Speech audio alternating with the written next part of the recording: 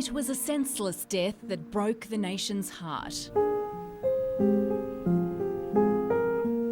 18-year-old Thomas Kelly king hit in King's Cross on July 7 this year in another unprovoked attack. And the last words that both Kathy and I said to him was, "Please be careful, please take care."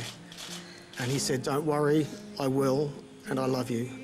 His parents hope his tragic death highlights the escalating violence on our streets and the desperate need for it to stop.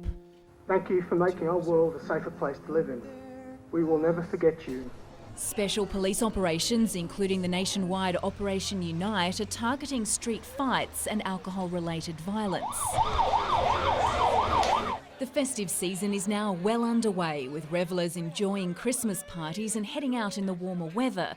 But police are advising be aware of the risks if you come across a street brawl or an aggressive partygoer. My initial advice to anybody being in that situation would be to avoid a confrontation, which sometimes means walking away. But it also is about, not putting yourself in a dangerous position in the beginning. Alcohol and drug use are major contributing factors. Intoxication frequently making the victim more vulnerable and the perpetrator more aggressive. Certainly a very, very high percentage of these king hit crimes would be related to alcohol consumption, both by the victim and by the offender.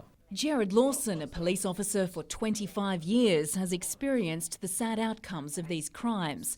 He believes young people have trouble understanding the real impact of their actions. It's not necessarily the punch, the fist that comes into contact with someone else's body that causes all the damage. It's the actual falling onto a hard surface that can have dire consequences. Like Tom Biviano, who we met last night, those who do survive a king hit can suffer a lifetime of serious, long-lasting injuries. Trauma expert Dr. Chino Bendinelli says brain injuries from single-punch crimes are becoming increasingly common at the John Hunter Trauma Service in Newcastle.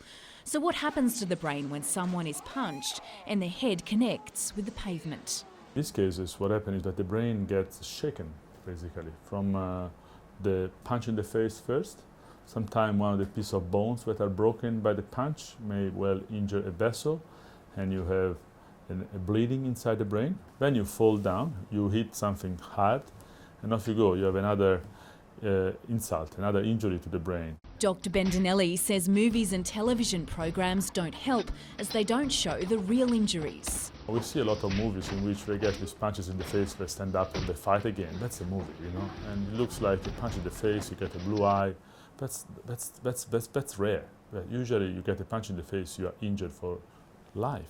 Tomorrow night, the final part to this series. We speak to a senior barrister and examine the sentences, including the one handed down to the man who punched Tom Biviano. You tell me the justice system, did they give me justice today? No. They didn't. What a joke! They didn't give What a joke! They didn't give my son justice. What a joke!